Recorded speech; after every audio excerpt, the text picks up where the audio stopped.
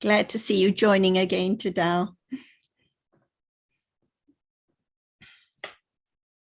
Yes, hello Tadao. Good to see you. Hello.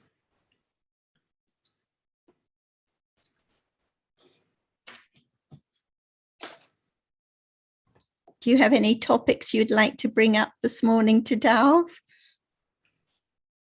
I have one question. Okay, maybe we just wait until Ajahn is here and then you can start with it. Are you here now, Ajahn?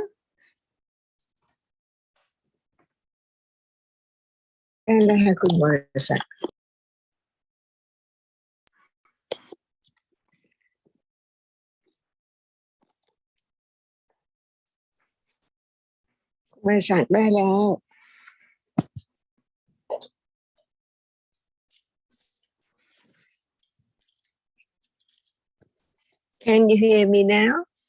Yes, we can hear you. Sawasdee ka, Ajahn. สวัสดีค่ะ สวัสดีครับ สวัสดีค่ะ everybody สวัสดีครับอาจารย์ สวัสดีค่ะท่านอาจารย์ค่ะ สวัสดีค่ะทุกคนค่ะ สวัสดี everyone I think Tadao is ready to start with a question, so we can go ahead. Yeah, I have one question. It's about Buddha's last life. In his last life, he spent only 6 years to attain the enlightenment.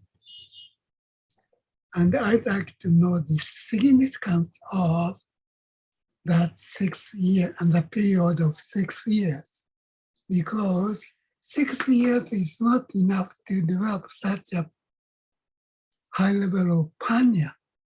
So how should we regard his 6 years?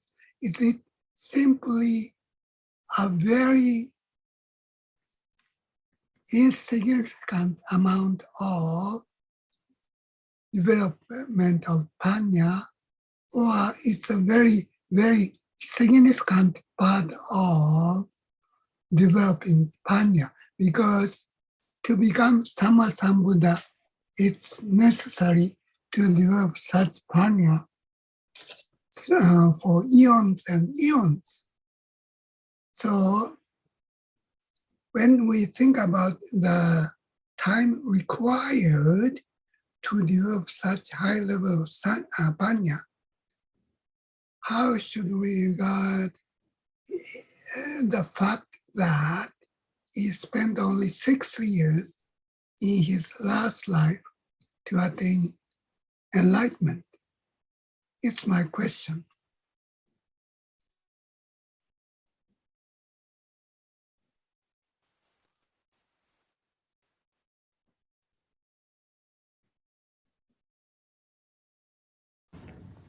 I think you gave the answer in your question when you say it took aeons and aeons. Actually, it's not just the understanding in the last life, but all those countless lives, like all the ones we read about in the Jatakas, which are just a few, when the panya was being developed to be such a degree, when the paramis were all accumulating to such a degree to become Sama Sambuddha in his last life. And then, of course, it all depends on conditions as to what understanding arises when and unexpectedly, like even for us now, who knows when panya will arise or whether it will be just a little or a lot or weak or strong. So it all depends on so many different conditions and factors. But the main point is it's not just in the last life, but over countless lifetimes. But perhaps Ajahn has more comments to add.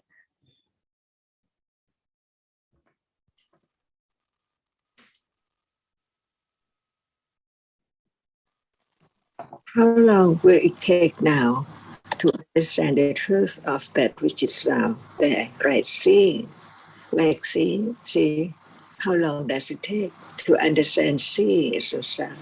all depends on each different personality, because it depends on moment of hearing about seeing and how much understanding of the truth that seeing is seeing. Even we say seeing is seeing, but I listened to the word seeing is seeing, it's there. That's why no matter what is there in life, whatever right now has to be object of understanding. That whether it is the object of clinging as I or ignorance about the truth of it, to be truthful to the truth, that what Buddha enlightened, he taught about reality as it is, as it is. For example, seeing cannot be anyone at all. It's only seeing. And so what is seeing, it now sees. How can it arise to see without the eye base or that which impinges on it? Impossible.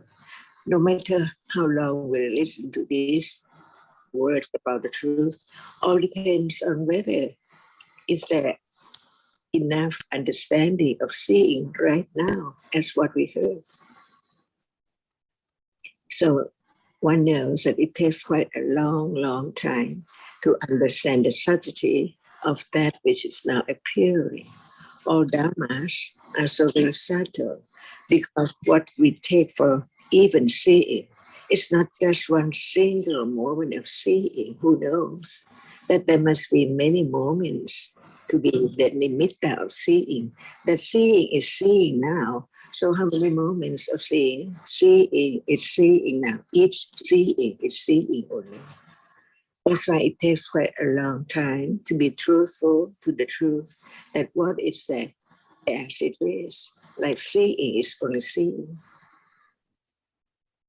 Hearing is hearing. Hardness is hardness. Sound is sound. All around us. Haven't been known before as they are, as it is, as they are, or as it is, as the reality at the time, as it is. That's why I listen again and again to condition the firm confidence of the truth. The truth is that it's only a reality. We have to hear again and again, consider again and again. And that moment, no one at all. That's why Buddha taught what are there at that very moment. For example, at moment of seeing, what is there? See, the truth is that it's seeing. When there's the understanding that it's seeing, no eye at all, no thing at all, only that which arises and see, and then follow it instantly. Because hearing is not seeing, thinking is not thinking. Thinking is not I, it's only thinking. That's why everything is so true of each word about it, that as it is. So now, listen to the truth, whether it's now as it is, like seeing sees, at moment of seeing, there's see. Moment of hearing, there's hearing. No one there at all. How long will it take to be the Savaka? How long will it take to be Pacceka? And how long will it take to be Samma Sambuddho? Different degrees of understanding, of virtues, of perfections. That's why each one is different. And what is there is only once in samsara. No matter is seen right now, it's gone, never to return at all in any life, in any sense. That's why the truth is that seeing, which has a reason and fallen away, no more. That's why. And sunyata, what is meant is nothing can be controlled because there's no one, and it is sunyata, never to return at all. And this is true. And when there's no thinking about it, no about the way it is at all, how can there be firm understanding of the truth that now seeing is seeing? Until then, how long will it take? It doesn't matter at all. As long as that has developed understanding to the degree of Savaka or Sariputta or Moggallana or Buddha or Kassapa. Each one is different at each moment. That's why actually in truth there is no one at all. And without the words of truth to be reminded about what is there now, there cannot be the understanding of that which is now as it is. Seeing sees, no understanding about it, and it I see all the time. But is that true? That's why to be truthful to the truth, to understand what is there as it is, little by little, so natural. Otherwise, Lopa is there again. I would try. I would like to experience it. I would like to know more. But what about seeing is only seeing right now? To be enrooted to the truth, no one at all. Seeing is seeing. By then, there cannot be any other thinking of other thing because what has been accumulated is firm enough to first pay attention to the characteristic which now sees.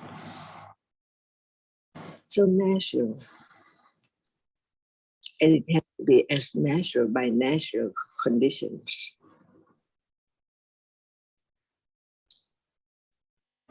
That's why we learn about the truth of whatever is there, little by little, to understand the conditions, to understand the characteristic, to understand the function of which is now. Just arise and falls away unknowingly. So what appears is only nimitta of everything, or Dhammas,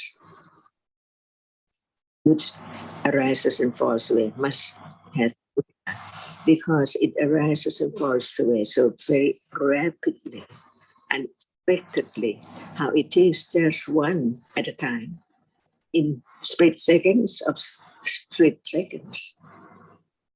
That's why what can be known is only the nimitta of whatever is now appear. When there's understanding, it's only the nimitta of what is there, arising and falling away all the time.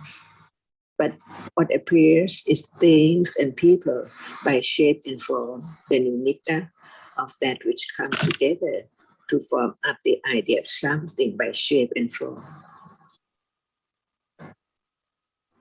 In life, this is the absolute truth. And only right understanding begins to understand it at the moment when it's there by thinking, considering little by little.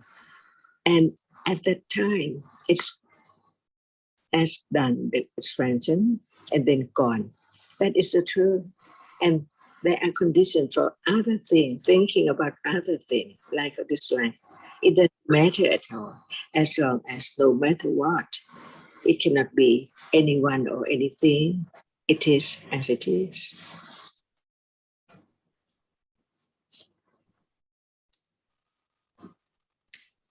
Is better down?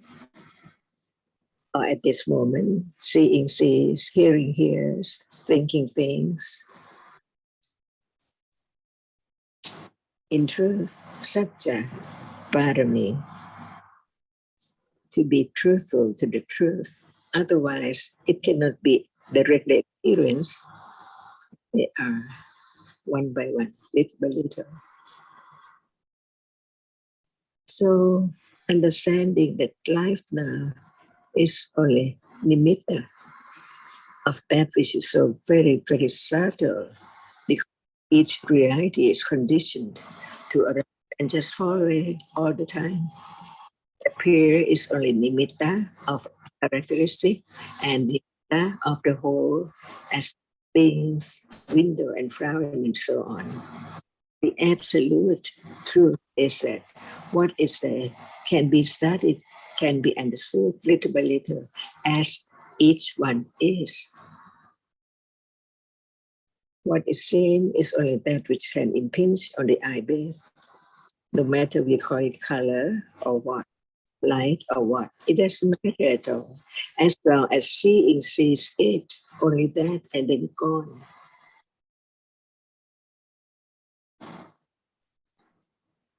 Nothing is permanent now. A moment just passed. A moment ago, gone. Now that one follows it, gone. Everything unknown. That's the meaning of enlighten the truth.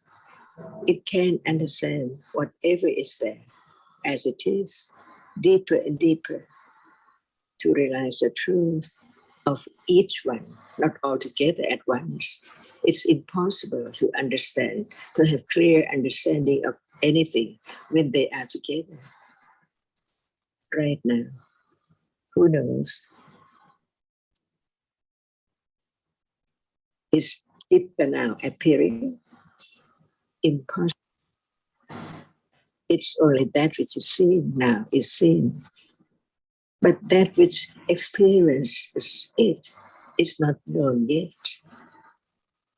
Just understanding there must be a reality which arises and experience only that object, so that object can appear now. But what is that which experiences? No has thought about it at all, no thinking about it. Just sees, just sees. But what is the seeing that sees?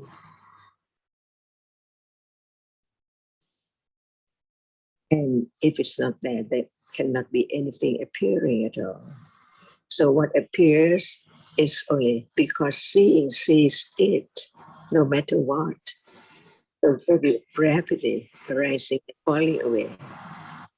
Powers up the truth of that which is so short, arising and falling away, because the object is seen. And there is always thinking about the object which is seen all day, not thinking about that which experiences it at all. But Buddha enlightened without seeing, without that which arises and sees, nothing can be seen. The world of darkness, but it's not as dark as Victor. It cannot understand the truth of anything which appears at all. That's why before there can be the moment of realize how much ignorance which has been accumulated on until now. What about understanding truth without the words of truth about it? Like it is a reality because it's there. It's so, but it cannot be taken for anything. It just arises to be such and such and such, and then gone instantly, unknowingly. But that can be known by hearing about the truth of it, little by little, one by one, and understand the truth, little by little. Even it's there. It's that which has been known. It's that which is not anyone at all. That is the beginning of the development of understanding, little by little, by different means, different words, different thought, considering again and again and again. Even right now, just right now, comparing to that which has been accumulated, ignorance, attachment, and on and on. So how long ago that it's there from then to now, and how much understanding of what is heard right now. That's why there is the understanding of Khanti Parami and Virya Parami, Satya Parami, Adhidana Parami, Nekama Parami. No doubt about all those Parami, how long it will take. It has to be how great Parami to understand the truth of it. One characteristic of a reality at a time, not just one single unit of it. So how much ignorance and panya knows that. When it's not panya, it doesn't know that what is meant by it. It seems like there is understanding of so many things in life, but no understanding of what is there now. Now, different ones.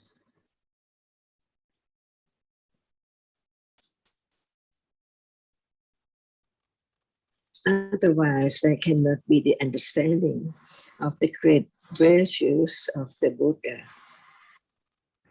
What he taught is not as much as he realized to be the Buddha.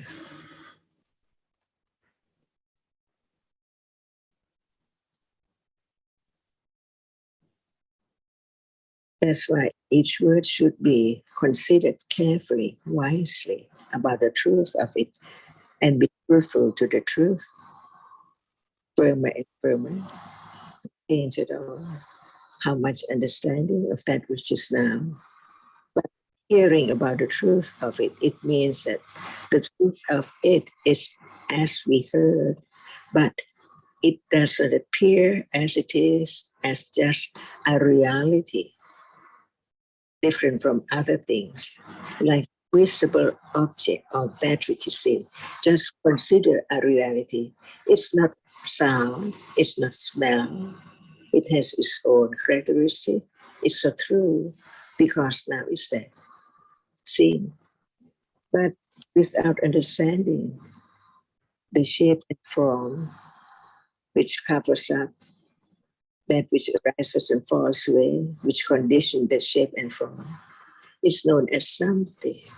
By thinking and ignorance, not understand that it is only that which can be seen and is gone. Otherwise, there must be only one characteristic, but so many characteristics of that even which is seen. The green color, the white, the red, the shape, form. What is the absolute truth? Just that which is there when there are the four primary rupas and so on. That's why there can be a little more understanding of the truth at moment of hearing about the truth of whatever and consider the truth of it, that it cannot be changed at all. No matter the word change, we can use different words, but that which appears cannot be changed at all. And it's gone before anyone think about changing it.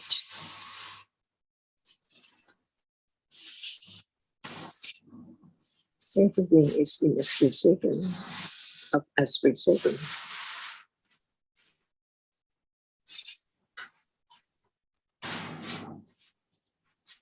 And to be truthful to the truth, beginning from hearing, considering what is there, right, little by little.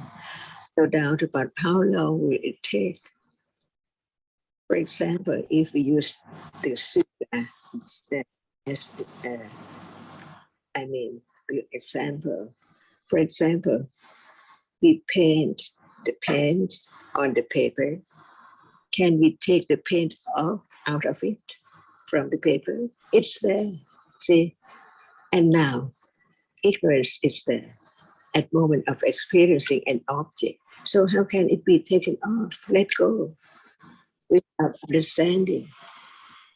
So long time, because now the paint everything on that which was supposed to be the paper, the chitta, or the rust of the iron. It's there down deep, and can it be taken out? That's why understanding how much ignorance can condition moment of understanding, released from the self, try to do anything.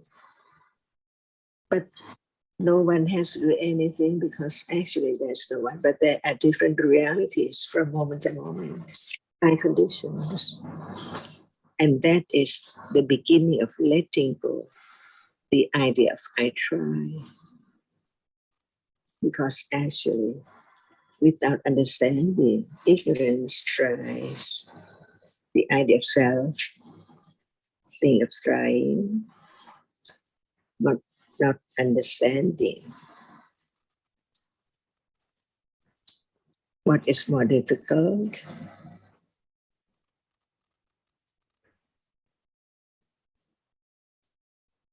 To understand the truth, to see how deeply rooted ignorance and or akusala or even kusala has been accumulated as I.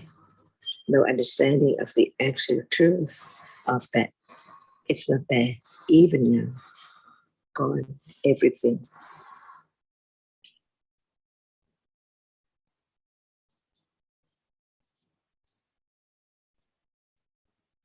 Is it true? It can be known when it's there, only when it's there.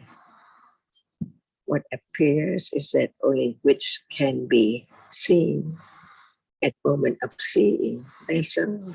And then gone. Memory marks and remember, no matter what is seen or heard or thought about.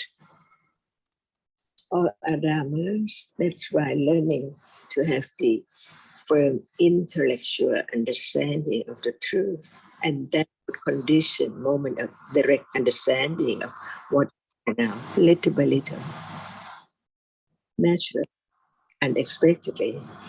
Otherwise, the idea of self cannot be eradicated at all from whatever is there, not just a particular one at a particular time, but anything there.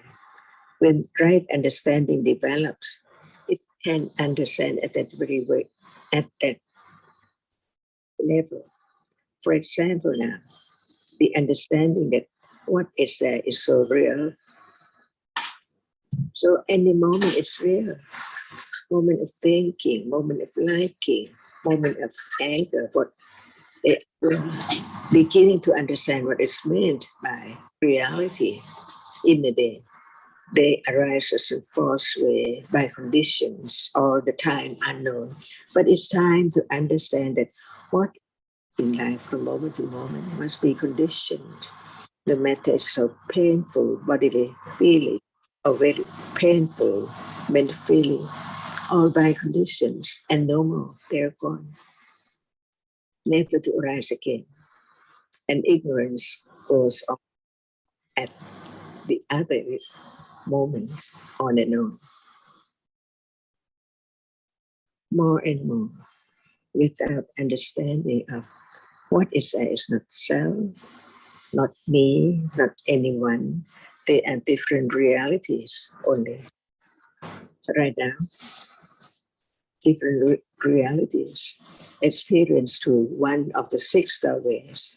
No more doorways than these six doorways, one doorway at a time.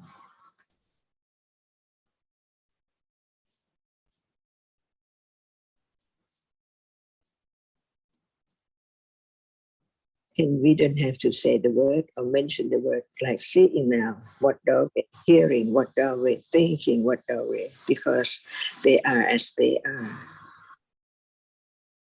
Thinking cannot be moment of seeing different doorways. What appears cannot appear without doorway.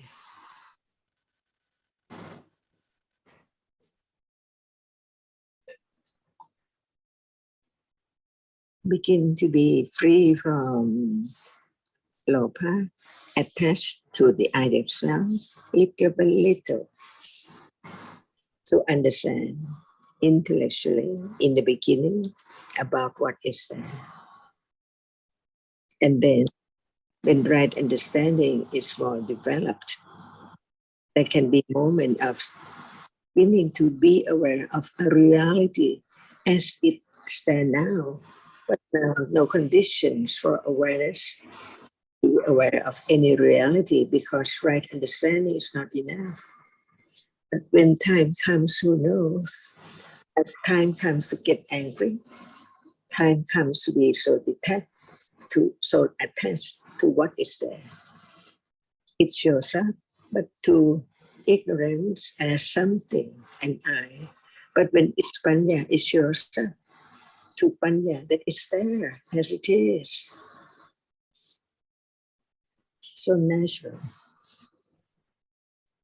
What is there is whether it's moment of ignorance or moment of understanding at different degrees.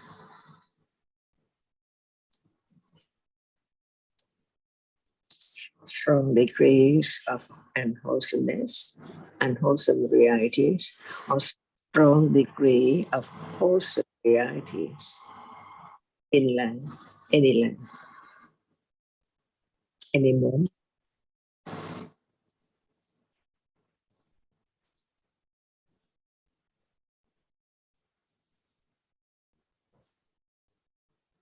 Tadao, do you have any follow-up comments or questions from your earlier one? No, I do not have.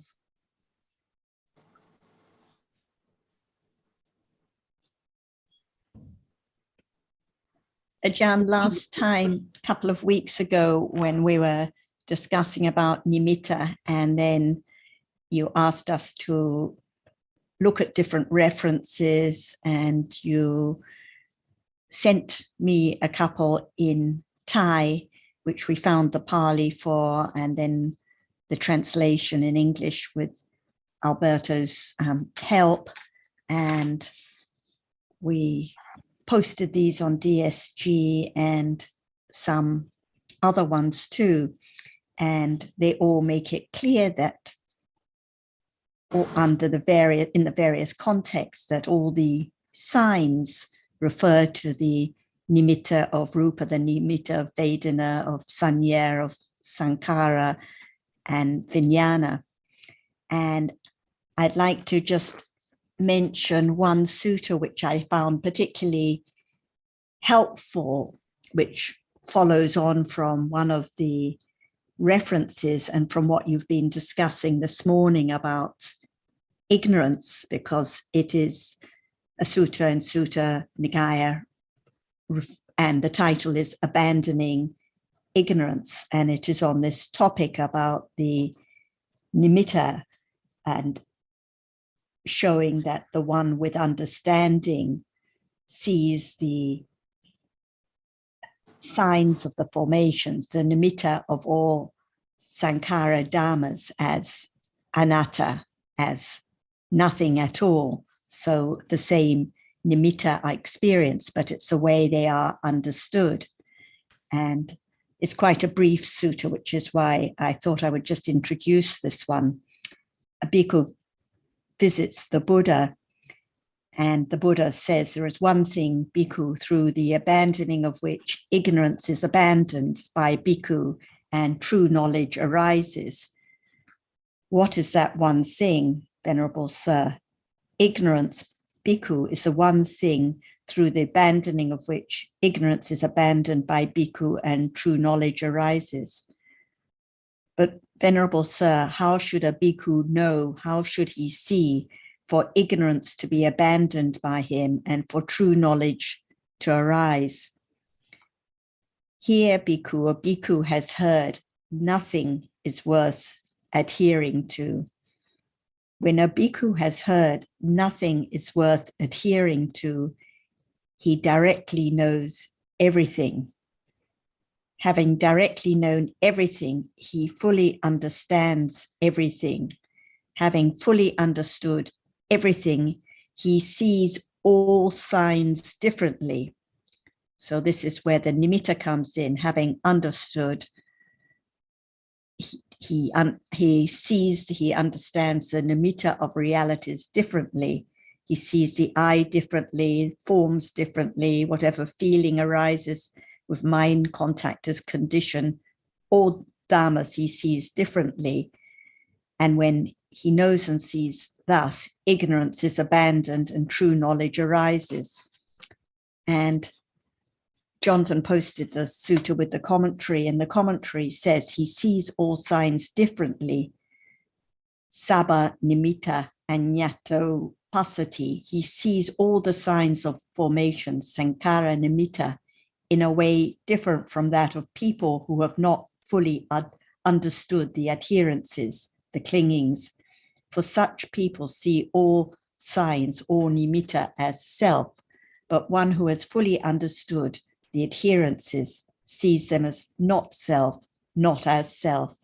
And it's made clear that the sabha nimitta, or the nimitta, are the nimitta of rupas, the nimitta of vedana, sanya, sankhara, vijnana, and so on.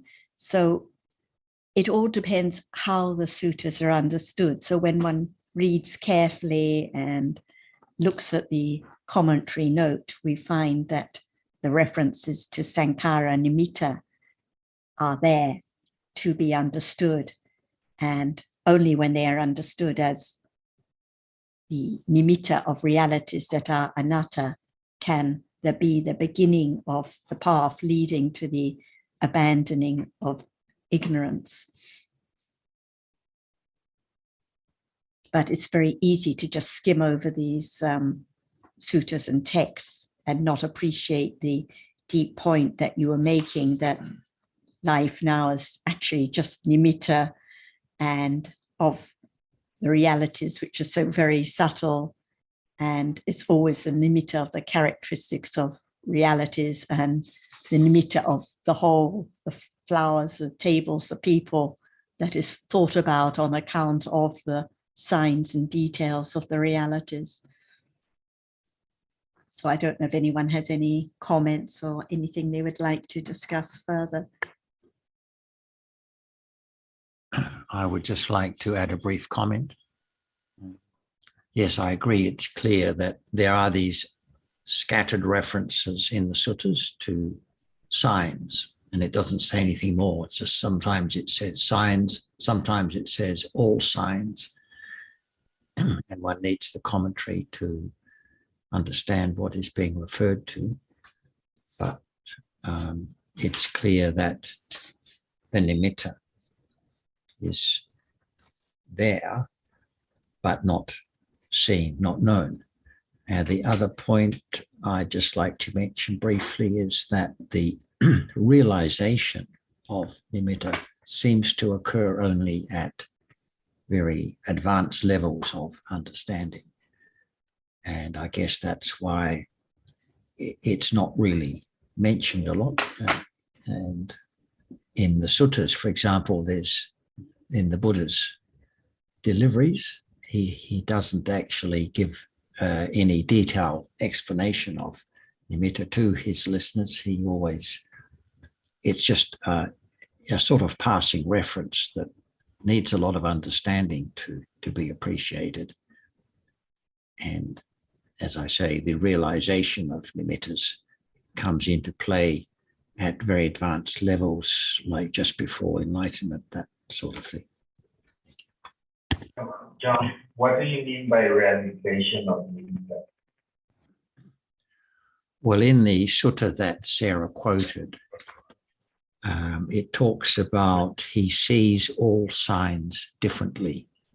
So there I understand it to be referring to the fact that there is direct realization of the fact that it's the nimitta that's been experienced, not the reality itself. I may be wrong, but that's how I read it. And also I've come across in Visuddhimagga a reference to the immediate precursor to enlightenment, and depending on whether it is which of the three characteristics is taken, is being perceived by the person, individual, as enlightenment is approached, as to whether the gateway is one of what they call signless. There are different ways enlightenment is attained depending on whether it's the characteristic of anicca, of dukkha, or of anatta that is most prominent to the understanding of the individual. And there again is reference to appreciation of the fact that this samsara, samsara is a world of nimitta, and it is the animitta reality that will bring release from samsara. Are you saying that that knowing the realization that you are actually that what you are actually experiencing Nimitta and not the reality itself? Is that like a prerequisite for enlightenment? We need to know that in order to get rid of suffering. Did you say something like that? Well, I infer that that is the case, but it's never really spelt out other than these scattered references, and Ajahn will be able to elaborate on that. But if we take the Visuddhimagga, which is more specific on these things, then it seems to be the case that for some, I don't know whether for everyone, but for some, that there is that realization. Because I don't see much relation. I mean, I don't see much importance in knowing if what you're experiencing in detail or the object. In the case of knowing that the object is suffering, right? Or it's in detail, or it's the object itself. Right. I don't know why that's important to get free. Well, at our level, I don't think it is important, but the fact is that Nibbana is the one reality that is animitta. So if there is to be an understanding of Nibbana, that comes about by understanding that what is with nimitta in the first place. That's all I can say on it, I'm afraid. And I think, Roti, these suttas show that it's always the nimitta of reality that is experienced. So in the suttas that Ajahn passed on, like the one from the Patisambhada even when it's talking about high stages of vipassana jnana, like under Bhaya jnana, the understanding of the fearfulness and then the danger of realities, it makes it clear it is the nimitta of the different conditioned sankhara dhammas that is understood, never the reality, always the nimitta of the reality. And as she was saying earlier, it's because the realities themselves rise and fall away so fast that it's never just one seeing or one hearing that is the object of understanding. It's always the nimitta of the characteristic of reality, even at these high stages of vipassana jnana before enlightenment takes place. But we can... Sarah, I don't think either Roti or Jonathan questions that, but I think what they're wondering about is that what's the relevance of that knowledge to us? It's relevant to appreciate to us right now that realities are rising and falling away so fast. So it always right now has to be the nimitta of that which is known. Otherwise, people have the wrong understanding that there can be understanding of each seeing or each visible object, or there has to be awareness of every reality or something like this. So it helps to clear the misapprehension that it's the sign of reality that appears. And it is on account of these signs that there is the thinking about the ideas about the realities. If there were no signs of realities, there couldn't be thinking about the trees, the flowers, the different people. And people also question, the other relevance is because people do question, they question whether it's really truly said by the Buddha that it is the nimitta of reality. There have been many discussions before in DSG on this point, and people have said, where does it say that? Well, it's there in the text, depending on how it's understood. But perhaps Ajahn can talk more about the importance or relevance to us.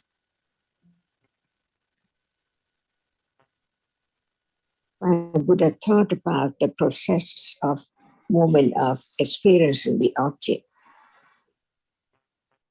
Can the Sampatitana understand the sea as see impossible? The whole process gone, and Bhavanga in between, and then the Manda process follows. Who knows that?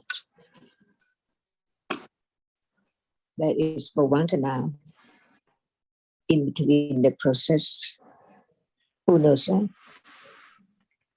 That's why what is known now. So many processes to condition just a form or shape of what is seen right now.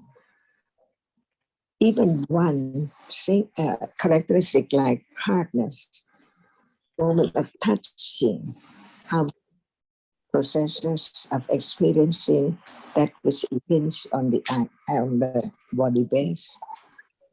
It seems like it's there, but as it's there, so many processes and so many kalapas. See, that's why when it's known as something, how many moments, how many processes of that which is not known.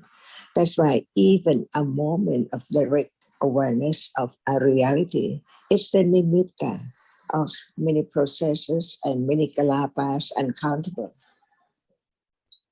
That's why what appears do not appear well at all, because it appears to ignorance as something, even just one color, a color, see, something, some color already.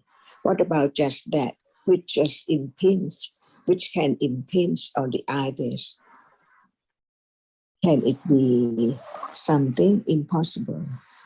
But how many moments, how many processes that it appears as that, not arising and falling away.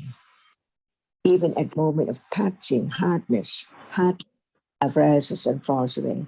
How many moments? Unknown, because it's there as it's there, not arising and falling away at all. And that is the understanding of the great virtues of the Buddha, and begin to understand what the enlightenment means, not as so very coarse as we can imagine a thing at all. It's more than that. And that is not yet the realization of the Four Noble Truths. It's only the beginning, even to be aware of an object. How little panya and even awareness is it directly pinpoint to that very object enough to understand the moment when they arise in false way in many processes, because just one process. Imagine, how can it be known? What is known?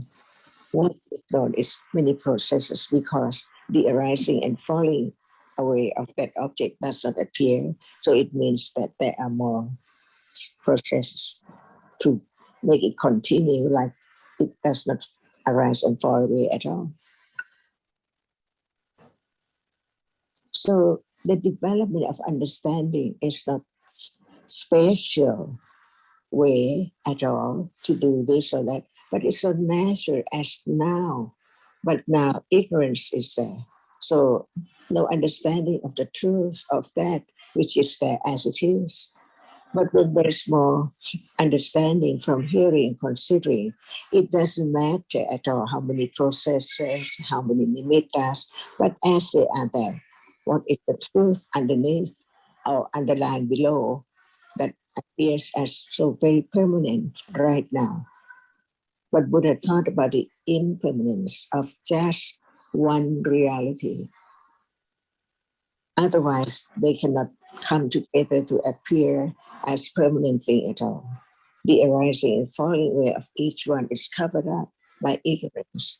That's why even at moment of being aware by conditions, of a reality. The other reality at that very beginning still there until Panya is strong enough to let go the other object. And there can be the moment of getting close to the characteristic of the nimitta, see, all animittas.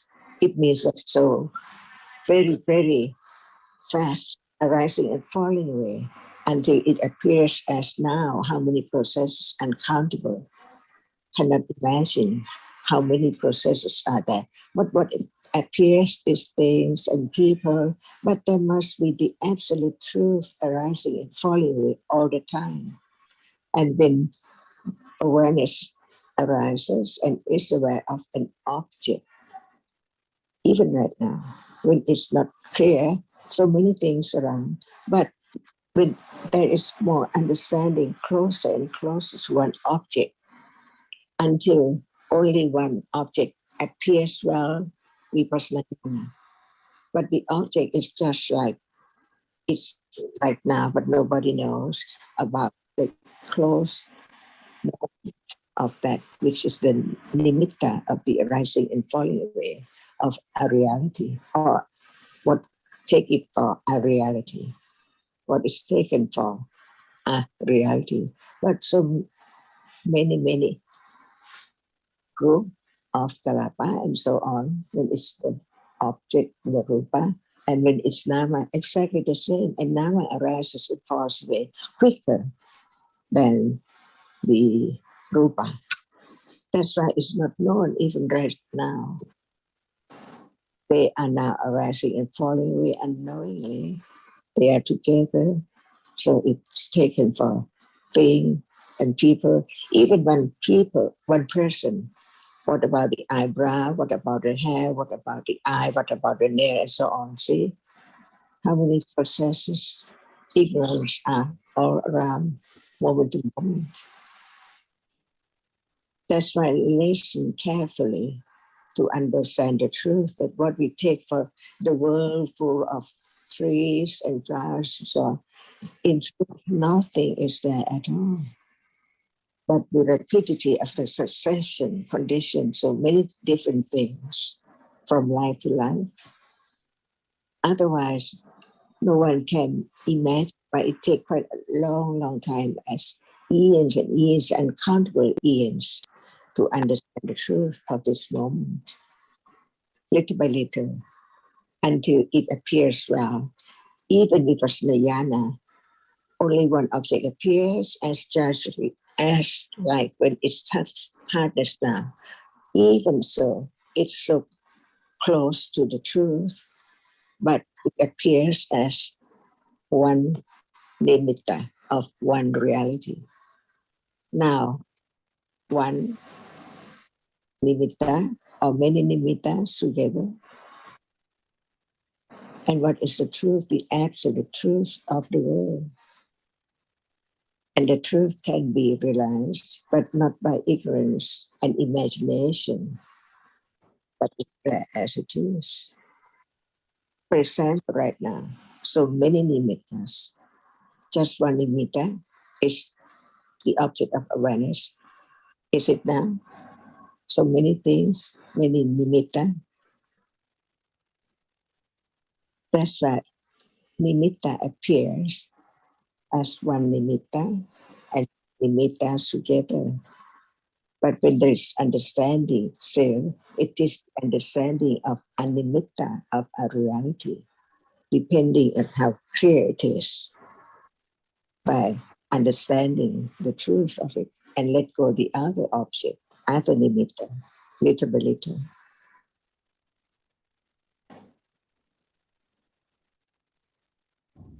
And I think the point, Sukhin, is also that without nimitta of reality, it would be impossible for understanding to arise or develop at all. Because, for example, the different moments of seeing or hearing, without nimitta, how could they ever be known? So I think it's important to appreciate the points about nimitta and how it is the nimitta of the characteristic of reality that is understood or appears. And it also gives an indication of how fast the arising and falling away of realities is completely unknown. As soon as it's arisen, it's nothing at all. Sarah, you just said that without the nimitta of reality, understanding couldn't arise. But doesn't that apply also to everything? I mean, without the nimitta of reality, ignorance could not arise, anything could not arise. All we are able to know is the nimitta of reality. So it has. Yeah, sorry.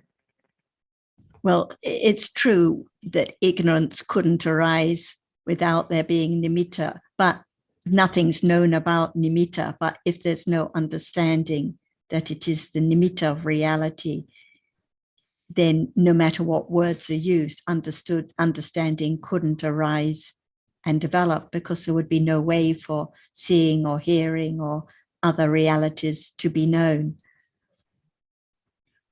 And Roti, just going back to your earlier question to me, I'll just mention briefly something in the Visuddhimagga that I think is relevant here.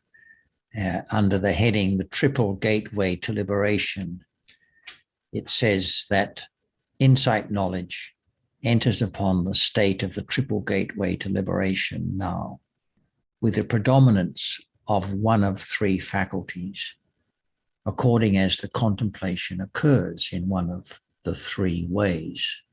And the commentary there says, when insight reaches its culmination, it settles down in one of the three contemplations, anicca, dukkha, or anatta. And at this stage of the development, the 7 contemplations and the 18 contemplations or principal insights are all included by the 3. And then the commentary goes on to say that one who is pursuing insight by discerning formations according to their sign, by means of the contemplation of impermanence, and resolves according to the signless aspect thus, where this sign of formations is entirely non-existent, that is the signless nibbana, and he joins insight leading to emergence with the path. Then the path realizes nibbana for him as signless. So that's the connection. Again, I think I'm not sure, but what I think is that it's again the confusion about the broad meaning or the different meanings of the term nibbana. Here it's referring exactly to the 3 signs of existence, right? Anicca, anatta, and dukkha. So probably that's what it means also when we talk about the signless reality. It means that nibbana is needed. It's not, well, nibbana is actually anatta.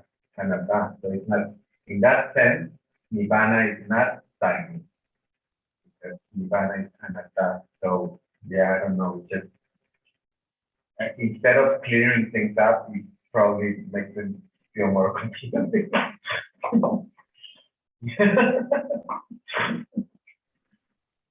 I cannot hear you, John. It's very advanced level of understanding, so I don't think we should expect to sort it all out. But the commentary note that I was reading from goes on to say that the signless aspect of nibbana is not created by the path or by insight. On the contrary, it is the establishment of the individual essence of nibbana. And the path is called signless because it has that as its object. So I think it's what individual essence could even mean, regarding nibbana. I mean, the term individual and the term essence are pretty much not very good. Well, as you say, the more you look into it, the more complicated it gets.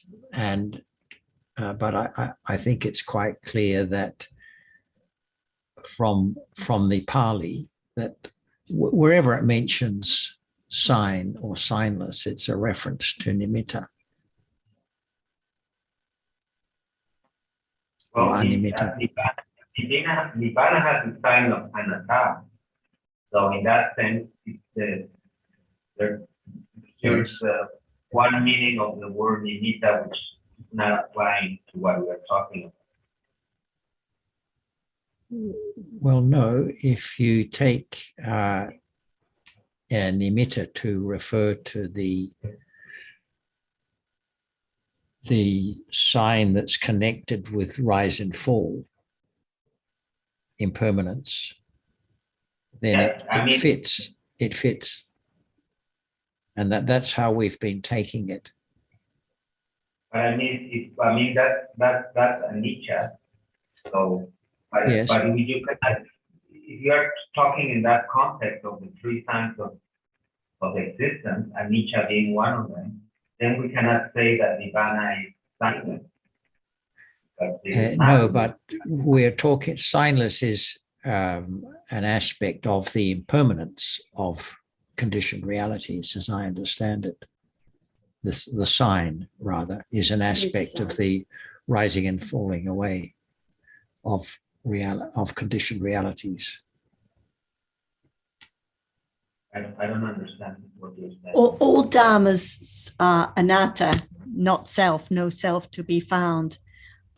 And in addition, nibbana is the reality that doesn't arise and fall away. It's not conditioned.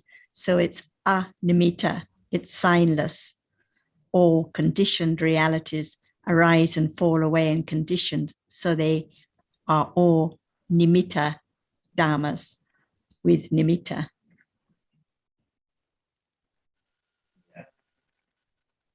Yeah, but what I said that in the context of the three signs of existence, you cannot say that Nibbana is signless, right? Well, I don't think anyone's suggesting that nimitta, as we are discussing it, refers to the not self characteristic of conditioned dhammas. And Rodney, I don't think they used the word sign. They used the mark of existence, 3 marks of existence, not the sign of existence.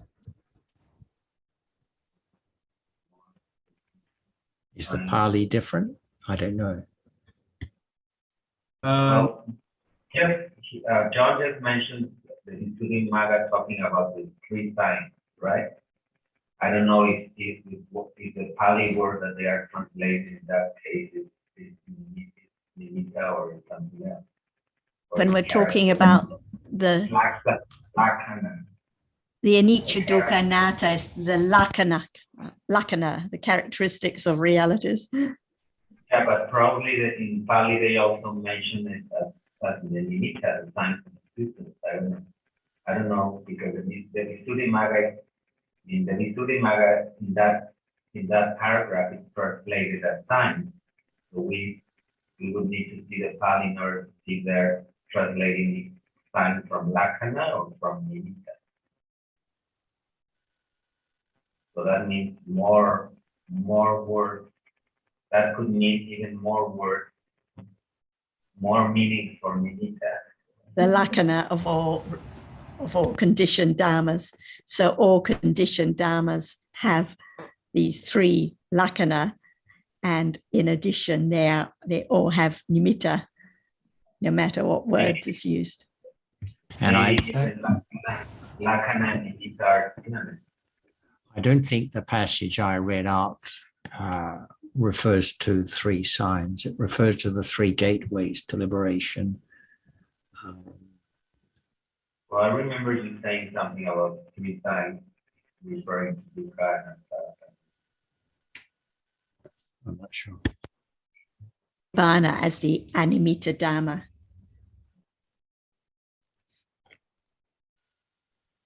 I'm not understanding how one could think of nibbana as anatta. I know it's a dhamma, but it doesn't arise and fall away. I don't know. Can somebody explain to me how nimitta and anatta can be connected? It's a Dhamma. That's why it's Dhamma. Right. Because there's no self, even concepts are anatta in that sense, because there's no self, so nothing can be atta at all. No So one that's there. why- So whatever reality it is has to be anatta. Yes, because no one there, no Nibbana control. as well. Yeah, Nibbana Yes. as well then. Yeah. Okay. Yeah.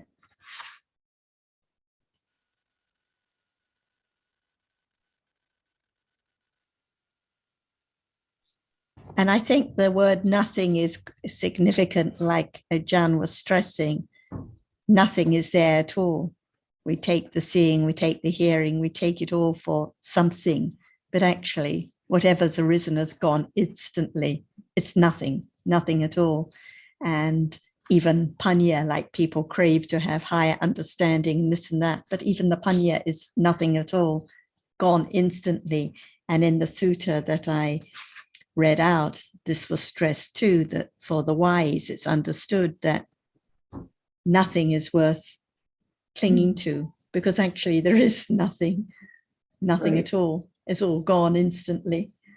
So when we maybe anatta, maybe atta and nimitta are also synonyms when you talk about nibbana being animita and anatta.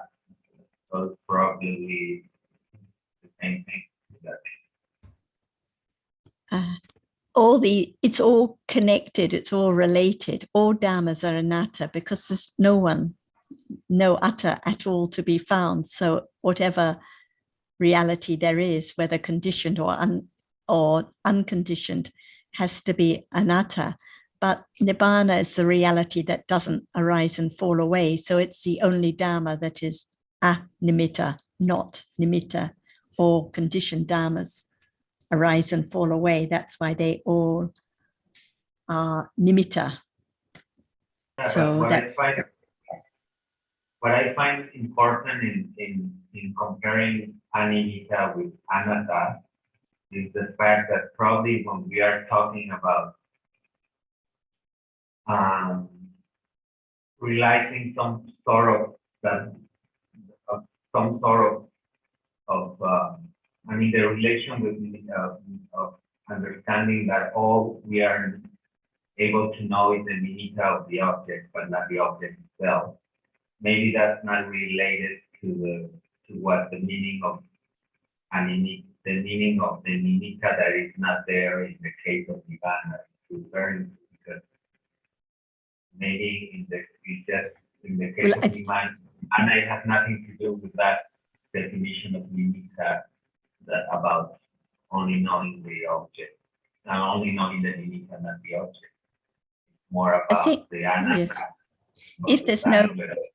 If there isn't the very firm and clear and highly developed understanding of the nimitta of reality and how actually there's nothing there at all, then there cannot be the abandoning of ignorance and clinging to those realities, and there cannot be the realization of that which is animitta. But let's see if Ajahn can give more comments to your points.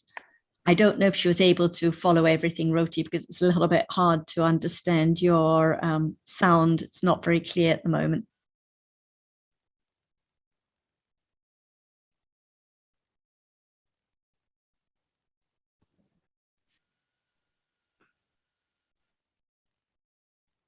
Ajahn, could you hear or follow Roti's questions? I feel That's true. Your voice and John's are so clear, but not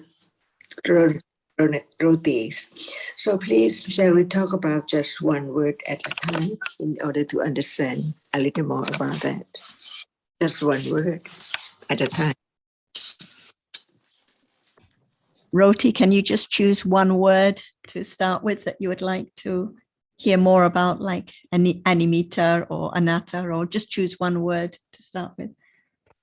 Well, maybe 2 words again. Just find 2 words, anatta and animita. Anatta and Anamita, Ajahn, he would like to hear about.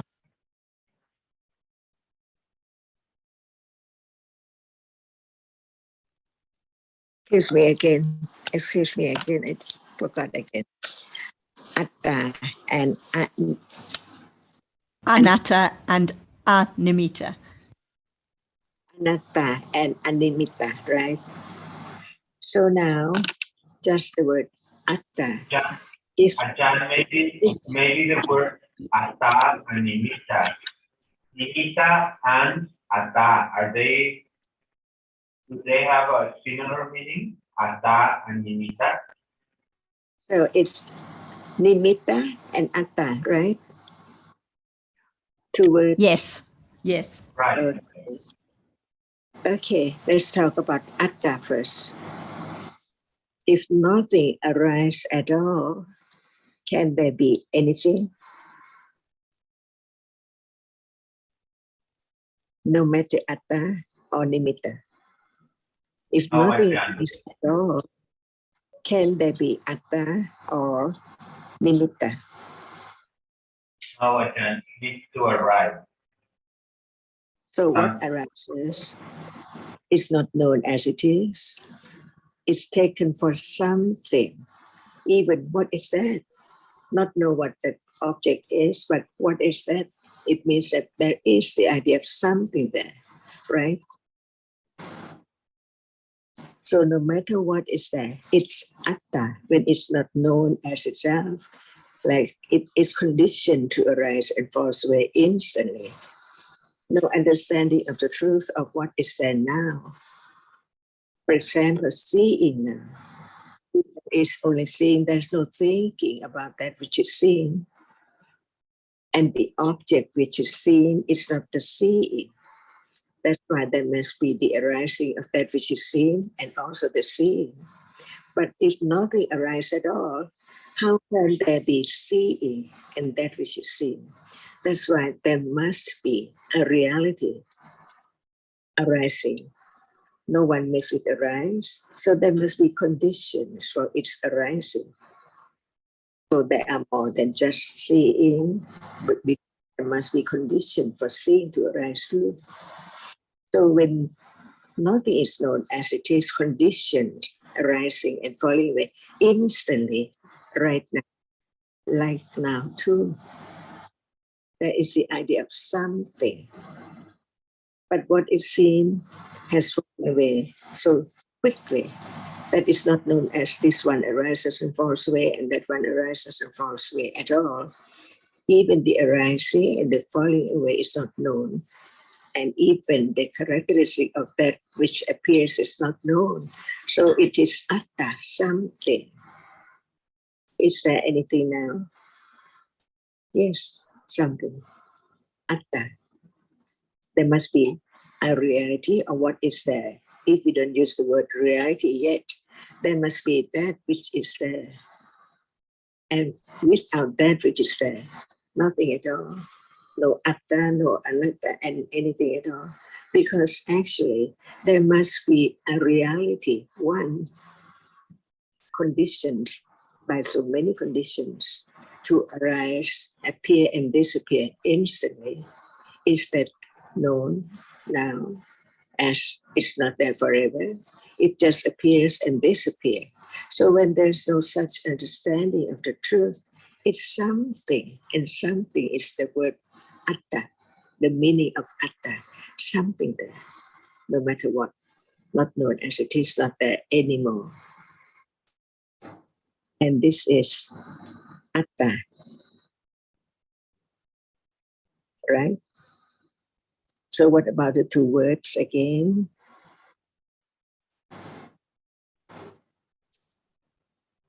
Atta and nimitta, right?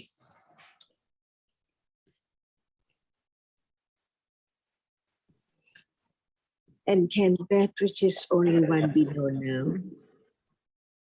Impossible by way of processes. So what appears is the reality which arises and falls away so very, very quickly, which condition the shape and form to be known as its nimitta. Even seeing is different from hearing, different moment too. But and only a process of a reality which sees arise at the chitta, before and after it's not known. Right, it is a nimitta, what appears through the six doorways, and seeing is one doorway. While the other chitta, the other conditions, citasikas, are there too, but it depends on doorway of its appearing, whether it's what doorway. That's why that which experiencing, the seeing right now sees, cannot be known to see, not to either at all. But it can be minder, different ones, who know the rapidity of the succession of the arising and falling away, condition what it appears as even seeing, where there are many cetasikas before and after seeing. But it appears as there is seeing, one doubt, and mind of thinking is not seeing that can be known.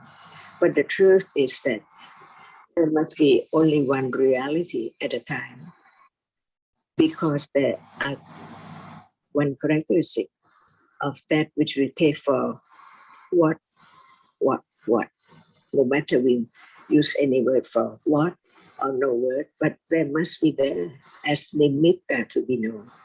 That's why understanding about the process that will enlighten and taught.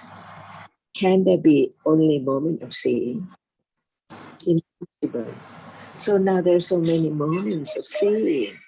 So it's the nimitta of seeing, because only one moment of seeing cannot be known. Can it be known? How can it be known? It can be known only one.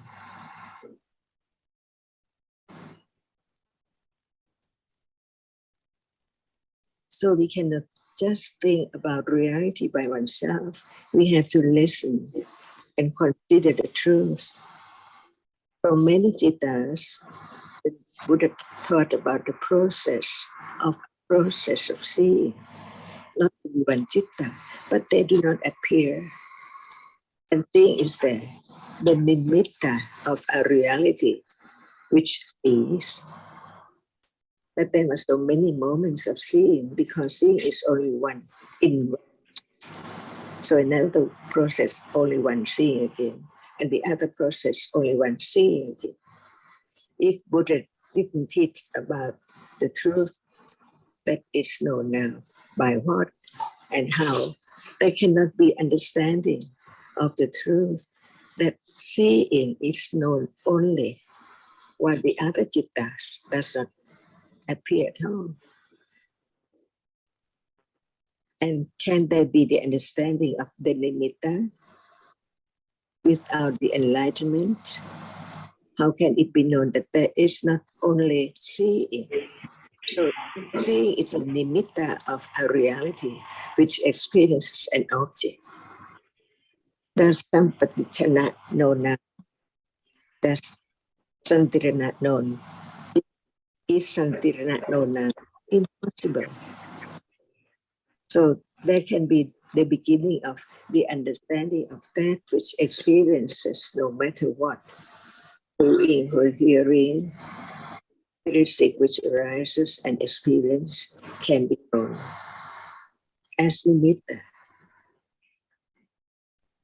Otherwise, how can only one reality be known if it's not by nimitta through many processes? How can it be known?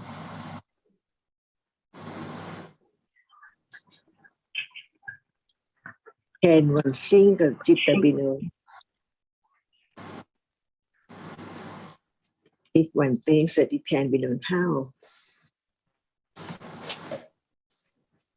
Ajahn, you say that one cannot know any object, that an object can only be known by nimitta. So there's also the object of nibbana. Is that object also known by nimitta? So what is your question? About Nibbana? About one word at a time, please. Yeah, my question is about knowing an object.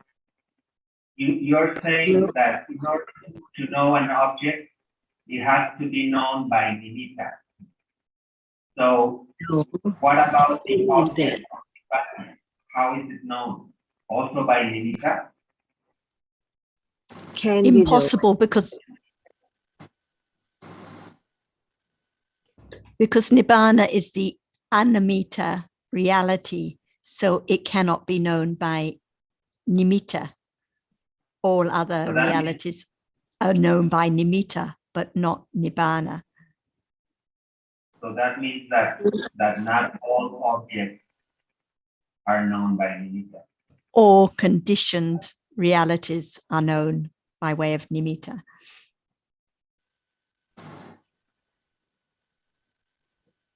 If there's no understanding of Nibbana, about Nibbana, how can we know whether it is known or not? Does Nibbana arise? Does whatever arises falls away? Yeah, Nibbana does not arise, Ajahn. So when you know a conditioned object, And what experience Nibbana? If there's no understanding of what Nibbana is, how can there be a moment of experiencing Nibbana? That's why we talk about just one word at a time. Is Nibbana Citta? Is Nibbana Cetasika? Is Nibbana Rupa? Is there Nibbana? So what is Nibbana different from the conditioned reality? So what is it? What about the Kilesa Nibbana? Sa upadideta, sa upadisesa Nibbana.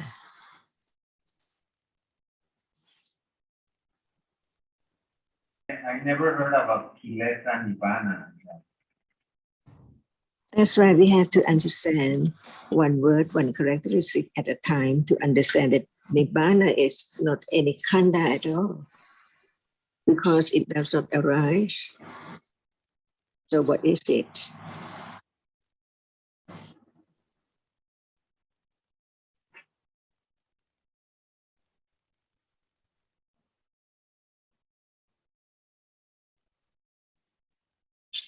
If there's nothing arise at all, can there be Nibbana?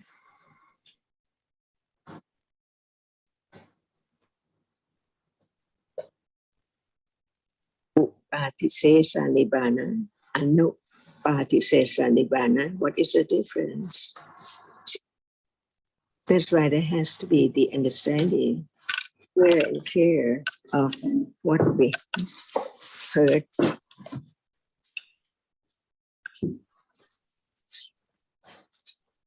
Even now, nimitta, see, what does it mean? If nothing arises at all, can there be nimitta? And what is nimitta now? How come to be nimitta of what appears?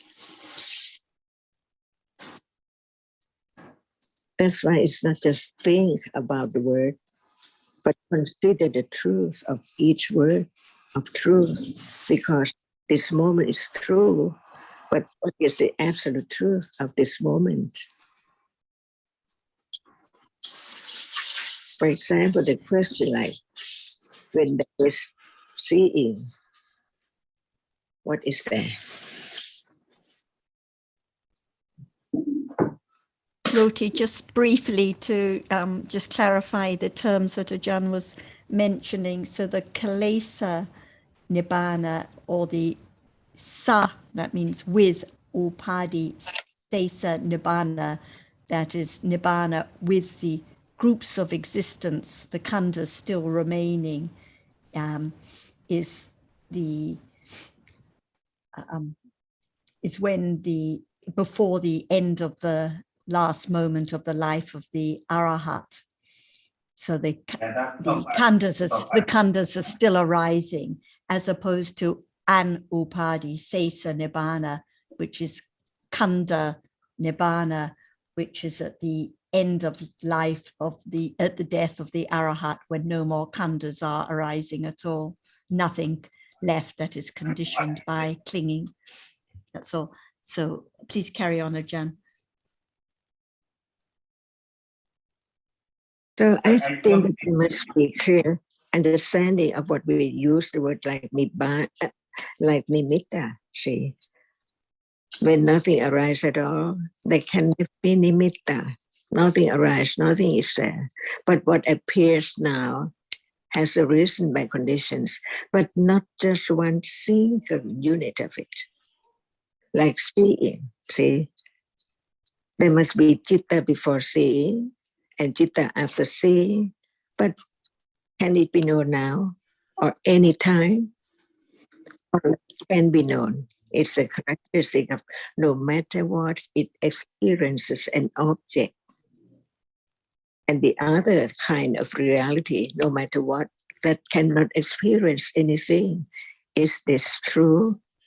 From word to word, to understand little by little about what are they now. And Nibbana is not now. So if there's no understanding of the truth of this moment, how can there be the understanding of what is meant by Nibbana? It's not now.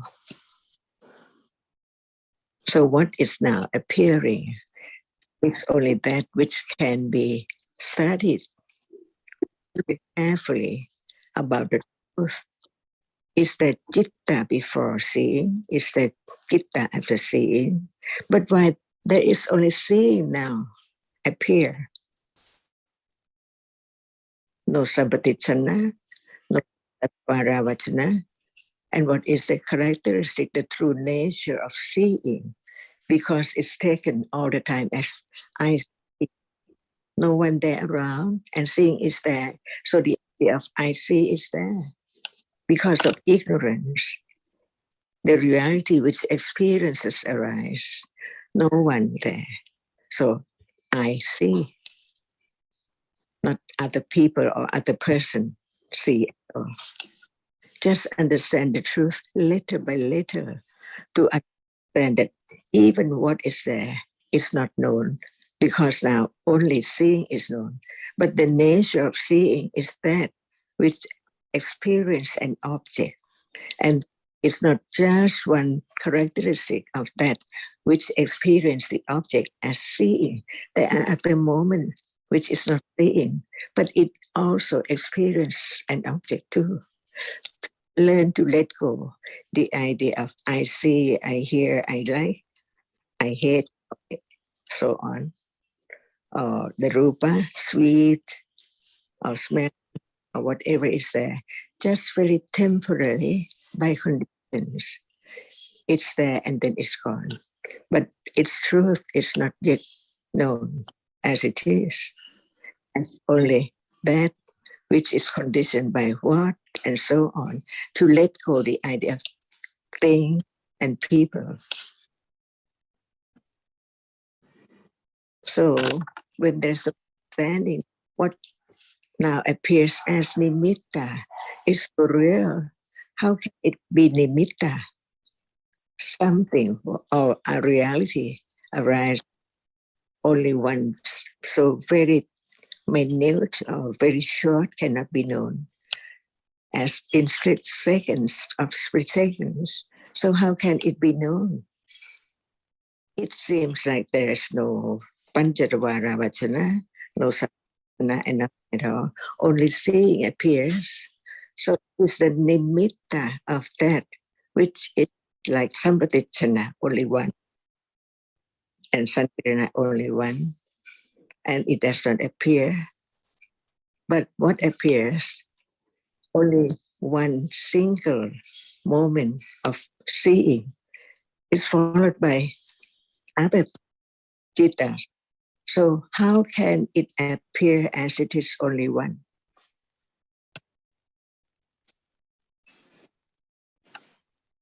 So now, what is seen is nimitta, or a single reality, entity of a reality, only single one. Begin to understand the word of nimitta without that which arises to experience. Can there be the word of experiencing this and that? So what is meant by a world? If nothing arises, can there be a world? Or a whole world full of many things, but in truth, just one reality, different ones arising and falling away to form up the idea of the whole world. And how it arises and falls away instantly, it's not known at all right now.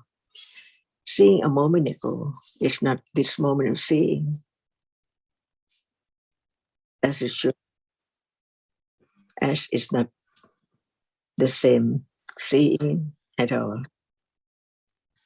But there is seeing as nimitta because it sees so many things. And how can there be many things? Not in a single moment of seeing. So there must be many moments of seeing, arising, falling away, to experience different objects which impinge on the eye only, that can be experienced. That's why it's quite good to understand more about nimitta. If we don't use the word nimitta, is it all right to understand the truth without the word? But if we don't use any word, how can we know what we mean? Which one? What one?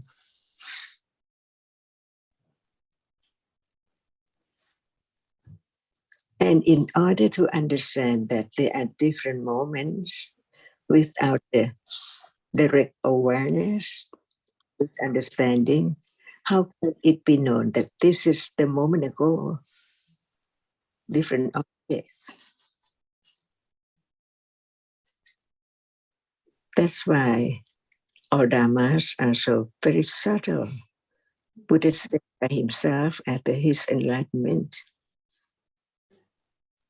all dhamma, all hardness appears as nimitta too. Even it is hard, that idea has to be by nimitta of hardness, which touched.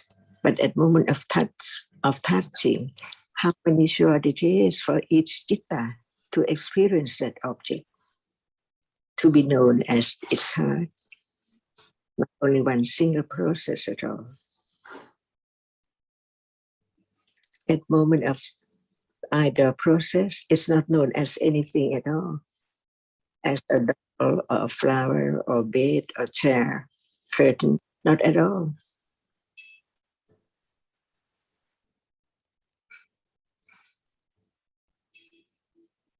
Learn to understand the word that is not just one permanent reality or entity, but so many, many very short moments,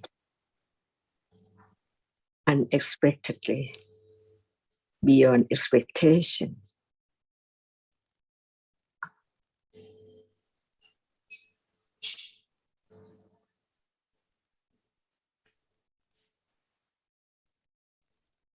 As the rupa can be broken up, nama can be known as it's not permanent at all, faster than the rupa arise and fall away.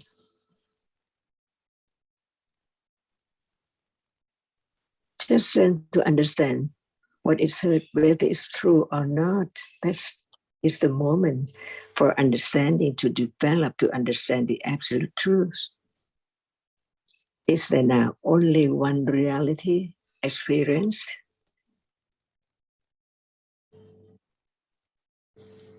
Is it only seeing, not thinking? Is it only experience? No thought about shape and form. But even so, it's not one single reality. So many by processes to make it known as what is there or what is now.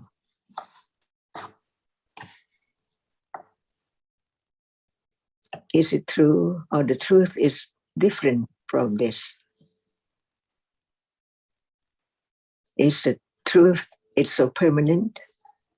It's the truth that whatever they see, it appears as thing or people or one object with shape and form. Can it be like that?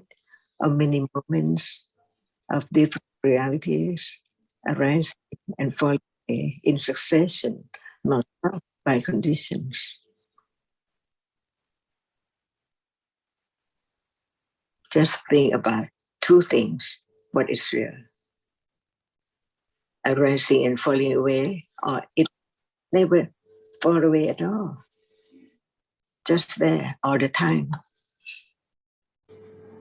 And at moment of touching without thinking, can it be taken for a chair, a pencil, paper, finger, or whatever?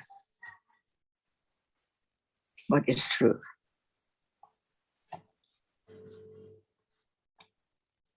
And there must be reason for any idea of answer. If that is true, explain the way it is. How come?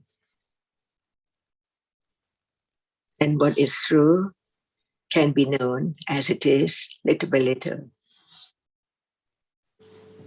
Sitting on a train, it runs very fast. What appears, is it clear enough to be known? And citta arises and falls way quicker than that. So what object appears now? Does it appear so clear as it really is, one by one?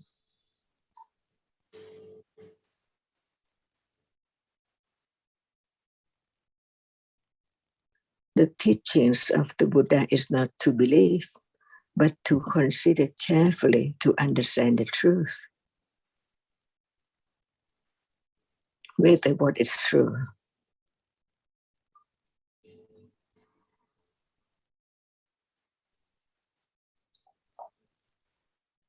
Gazeta's waiting to speak.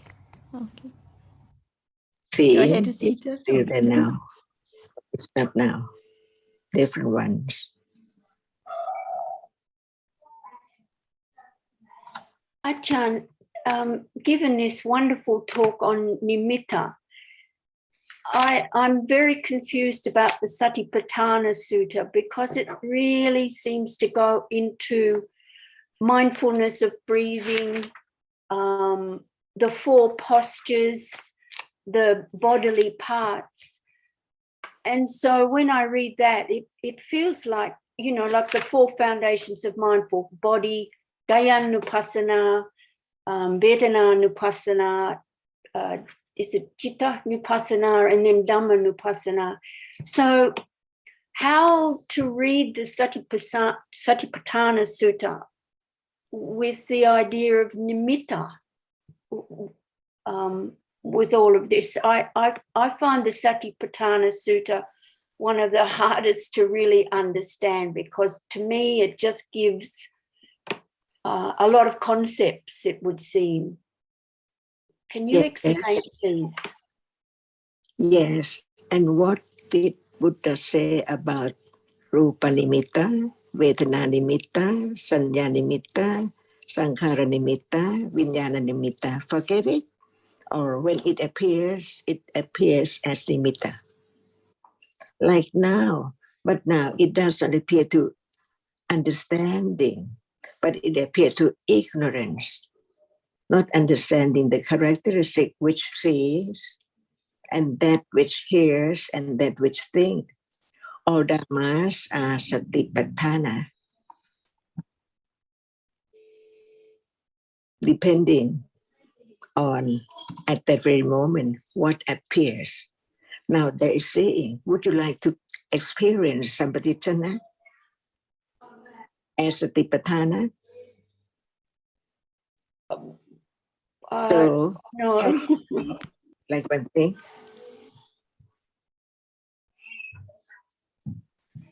Thinking about that, consider it. There is seeing right now. Can it be Satipatthana? Chittanupassana Satipatthana?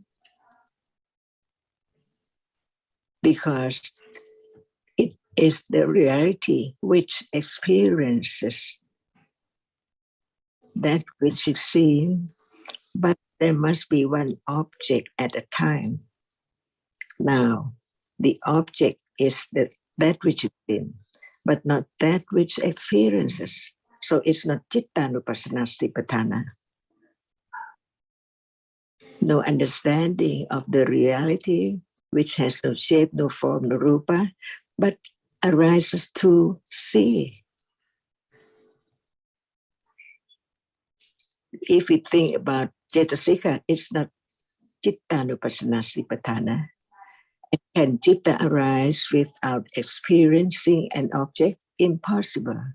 But the object is not the Satipatthana, the Chittanupassana Satipatthana.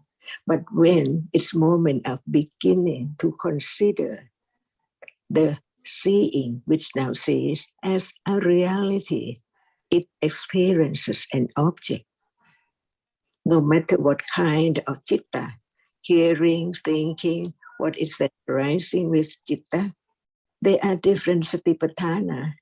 They can be Dhammanupassana Satipatthana, Vedananupassana Satipatthana, but that which experiences the object all the time from birth to death, even while one is asleep, see, it's not known as, it's not self, it's not me, it's only that which can experience whenever it arises. It's the reality, a reality. No one can stop it to arise. No one can change it because it's an absolute reality. That's why we learn to understand reality. No one. But it's there by conditions. Beginning to understand all dhammas, which is there appearing, is conditioned to arise just to be seeing or hearing or thinking or like or dislike, so on, by conditions. And that's why to learn to understand that what is there cannot arise to be there without conditions for its arising. No one can stop moment when realities are conditioned.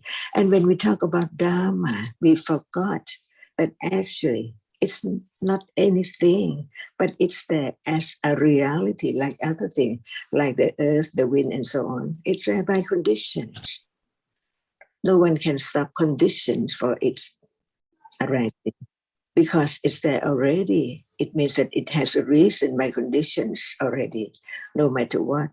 And this is to let the way to let go, the cling, to take it for I or thing, because in truth, it has its own characteristic, its own nature.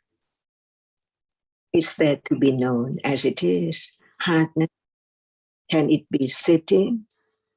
Can it be walking? Can it be breath? If there's no idea that it's different from hardness at the body, or things like that, but it's there. And it's conditioned by Chitta to understand the difference between breath and hardness at the body, finger or hair or whatever. That is the way to understand the truth, by considering this way or that way. The truth must be the truth. For example, can anyone stop the reality which experiences to arise when there are conditions for it to arise? Like the wind and the flood, when there are conditions for it to be just like that. So there are conditions to be just that which we call breath or hardness. And what is the absolute truth of what we take for breath? there must be its own reality, which cannot experience anything at all. And it's hot, warm, cold, soft, by conditions. Even breath is different by conditions. No understanding of it, and take it from I breathe or my breath all the time. They are gone, never to arise again in samsara. So we live with ignorance, in dream about everything. Like when we dream, in a dream about this and that, when one wakes up, nothing. So now it seems like there are many things around in the world, people and things, my possession and my friend and on by thinking. There can be this personality only in this life, while this hasn't come yet. So what were there after death? Gone completely, never to be remembered, because Chitta experiences different things from before and take it for something again and again in one's life.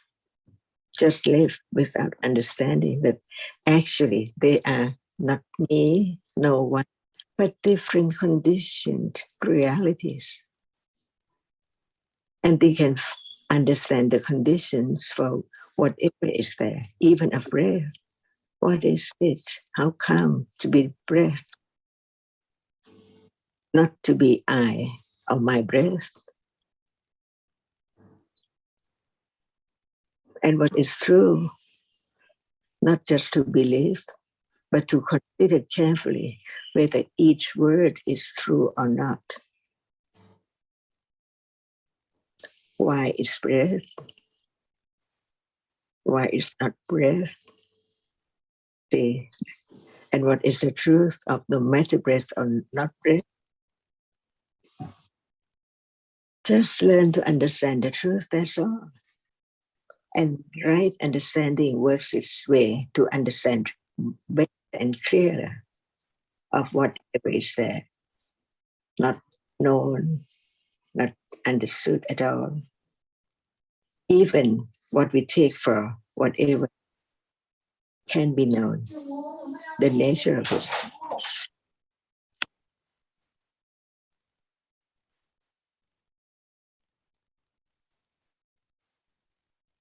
So reading any of the suttas, Ajahn, but I mean, I think it takes a lot of understanding to really understand what the Buddha is saying. Like I go back to the Satipatthana Sutta, and as I was listening to you, even there's an aspect in it talking about postures. Well, we have postures, so it's seeing the postures as not self, no me, no I, just what are I, as you say, it's nimitta of everything, and we take it for the reality of posture. Well, there's no such thing as posture in reality. It is just it's citta experiencing something. So, in truth, what is Satipatthana, Kayanupassana Satipatthana, to understand what posture really is. Not as we take for I sit, I walk. Otherwise, it cannot be the Kayanupassana Satipatthana to be known as it is, as a self. Without the four primary rupas and other rupas, can there be anything, sit or stand or lie down? Even the book, the table, the chair. And what is the absolute truth? What is in the nimitta of shape form in such manners by memory? But what is there in truth is that only that which can be seen, not the table, not the sitting or the lying of whatever book or people.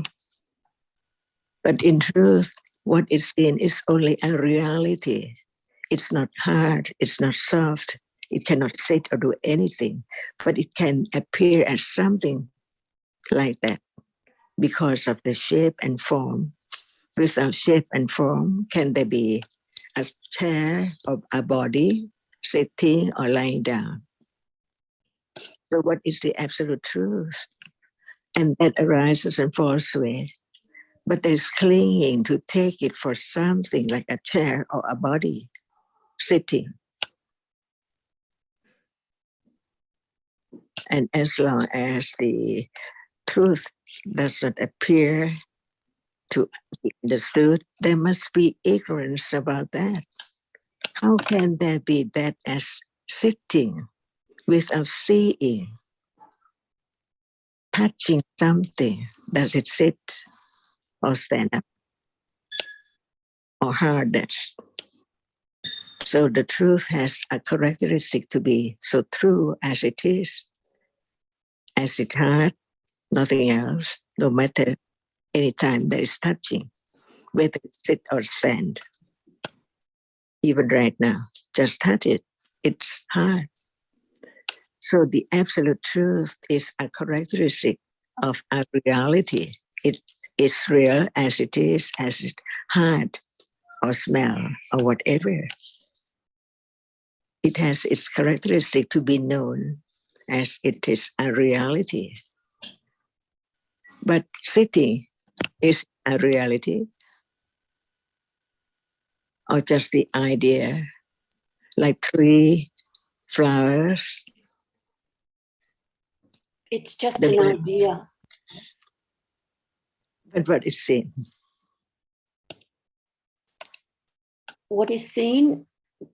Color is seen, visible object is seen.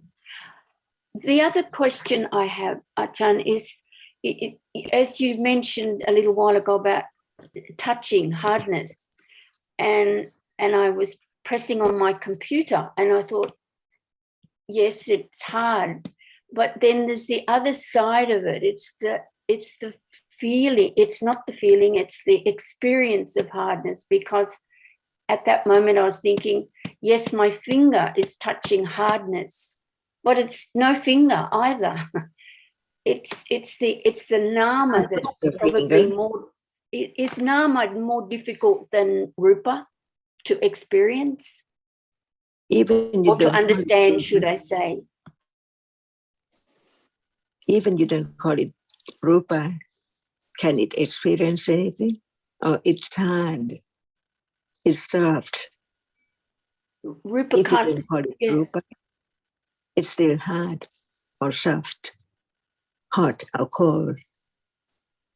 And that is a reality, no matter you use any word or not. It's characteristic. You cannot change the softness to be heat. Yes. And what is your body and when is your body? Whenever it appears by touching or seeing or hearing with the sound of something in the body, belly, and so on. Just learn to understand the absolute truth. It has its own characteristic. Nobody can change. That's why we call it a reality, because it's real. Can we talk about sitting as a reality? Uncountable situation, lying down this way or that way and so on. That's not reality. The reality is at moment of touching. What is that? Is a reality. At moment of seeing, what is seen is a reality. To learn to understand what is meant by Dhamma or Dhamma or Abhidhamma. It's real because it has its own characteristic to be known. By touching, it's hard. By seeing, it's that which is seen. By smelling, is there a smell. No chair, no fish, no dog or cat. Otherwise, we don't understand what is meant by Dhamma at all. absolute reality. It's there too, because it's seen, because it's heard, and the reality which experiences is there, and it's gone. So can it be anything permanent like we think? I am sitting now, or I'm standing now. No. And what is I? See, find out. What is I? Hardness, hearing, thinking, pain. Is it I? Oh, be truthful to the truth. It's pain. It cannot be anything. It's seeing. It cannot be anything. That is to be truthful to the truth. Otherwise, there's no understanding what is true and what is not true, and what is the truth, and what is meant by understanding of that which is there as it is. Hardness is hardness, not me, not my arm, not my leg. Seeing is seeing. It's not I see. It's not a fish sees, a dog sees. It is seeing. Be truthful to the truth.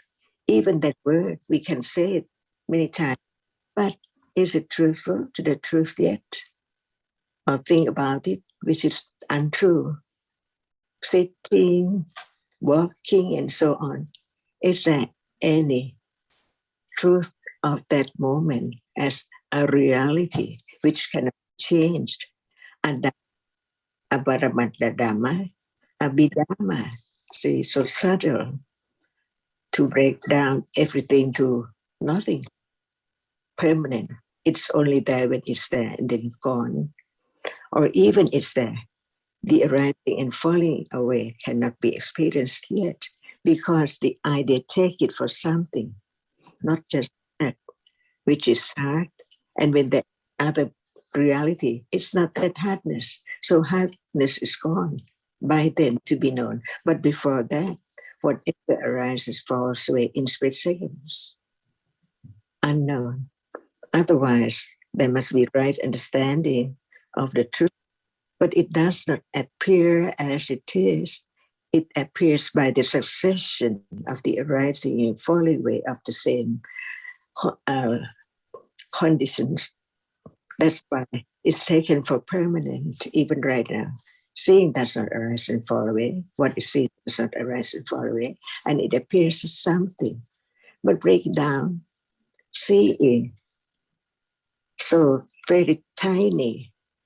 Can it be a leaf, a cat, a doll, or anything? And that is the absolute truth. Why is so absolute? So very ultimate, because no one can change it at all. Can anyone change the smell to be hard? Impossible. It's there and then gone instantly before anyone can think about it, can do anything about it at all. No one at all. If there is a personal I, what is that? Can it be known? How can it be known? What is taken for I? If there's nothing, can there be the idea of I? But when there is a reality and many realities arising and falling away in split seconds, no understanding of it's just there and then no more. Anatta, sunyata, is something always permanent from birth to death. When I'm young, when I grow up, I am old, and then when I'm sick and die, and so on, always I. But in truth, what is I? Seeing is seeing, hearing is hearing, thinking is thinking. So where am I? This is the beginning to be truthful to the truth. If it's not sure the truth, that you think that it's true, not this. That's why I learned to be truthful to the truth. Confidence of the truth. Otherwise, the idea of self lurks and comes in all the time, unknowingly, even right now, when it's not completely eradicated, not anyone is taken for permanent thing at all. It's time to have no wrong understanding of self, no matter from then or sometimes later, or anytime. Otherwise, it's not absolutely eradicated. It's still there. Even one is born in heaven, Brahma Loka, and so on. No understanding of the truth of what is there now. That's why it has to be now. Sorry, now it's time. Sawadee ka.